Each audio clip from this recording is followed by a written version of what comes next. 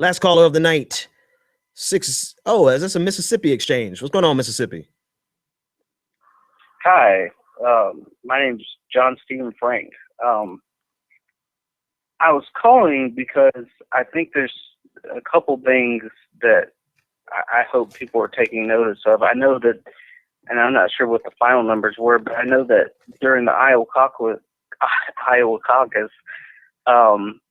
they said that Republicans' attendance outperformed Democratic attendance, and I think the number was 100,000. Yeah, they beat us, I think, like by 75%. Don't quote me on that, but it was ridiculous. Yeah.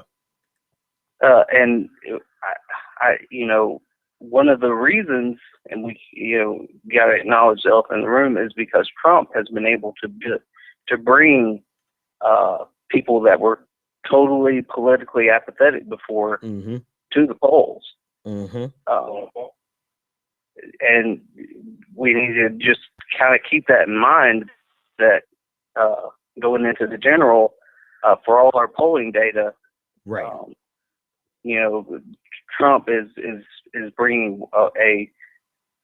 he's bringing a dynamic that I don't think we're prepared to account for just yet. I can see that. And it's one that I'm not sure, that with if this goes to the electability thing, I'm not sure that Clinton is the candidate that would best be able to rebuff that. But now, I still have enough maybe blind confidence in American people that we wouldn't go that way with Trump and all, because he's alienated so many people. But we've seen horrible things randomly come up in the past. Yeah. I agree, man. I agree. I think that's something. Hey, listen, thanks for the call. You're from Mississippi, huh? Yes. Good town. Good state. I grew up around the Jackson and Brookhaven area, so I know a lot about Mississippi. Oh, yeah. Well, I'm semi-acquaintance with your brother. Oh, that's how okay. I kind of find out about the show. Oh, okay. There you go. So you know all about me then. Let me hang up on you before you say something. Reveal some of my secrets. Thanks for the call, man. All right. All right. Yeah, that's something to take into consideration, that there's a great enthusiasm around Donald Trump. And listen, people, when people feel like there's a problem, they're not quite sure of the solution. A lot of times they go to the person who's the loudest in the room. Donald Trump is the loudest person in the room. And they gravitate towards him, not only because he's the loudest person in the room, but because he is people are tired of the mamsy-pamsy, spineless type of politician who can't mix it up. Let's just be real.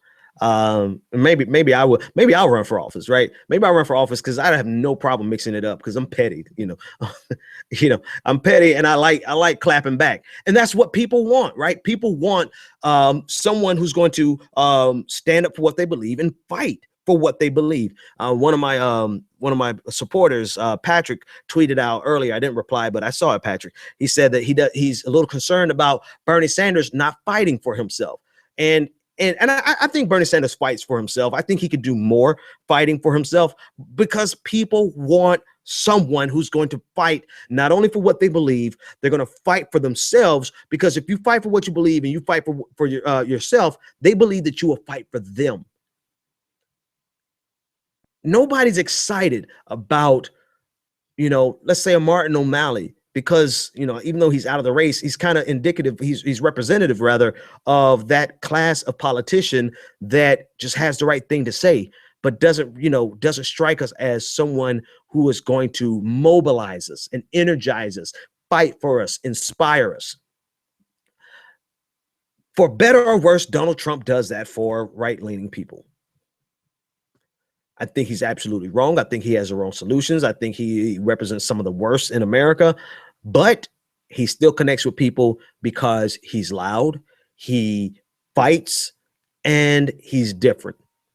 We have to be mindful of that, especially with Hillary Clinton, because Hillary Clinton doesn't motivate the base.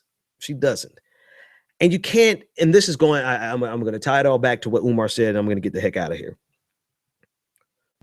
You can't belittle the base. The very reason some of us participate in politics in the first place is because we have an idea and we have historical precedent to support those ideas about how America could be better. And we believe progressivism is that. And so you can't belittle your base. You can't deceive your base.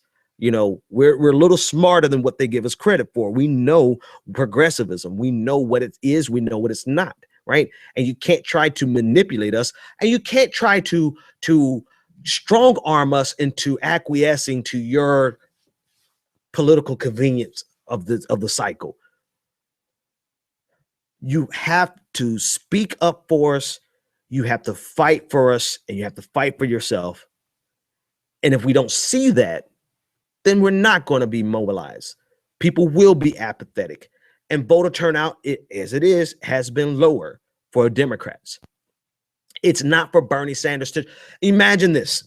Everybody's talking about, well, if Bernie Sanders is running a revolution, then more people should be inspired. Okay, fine. Imagine what the turnout would be without Bernie Sanders. Right? You want to lay all this at the feet of Bernie Sanders. Imagine what it would be without Bernie Sanders. Imagine the participation if it was just Hillary Clinton and Martin O'Malley.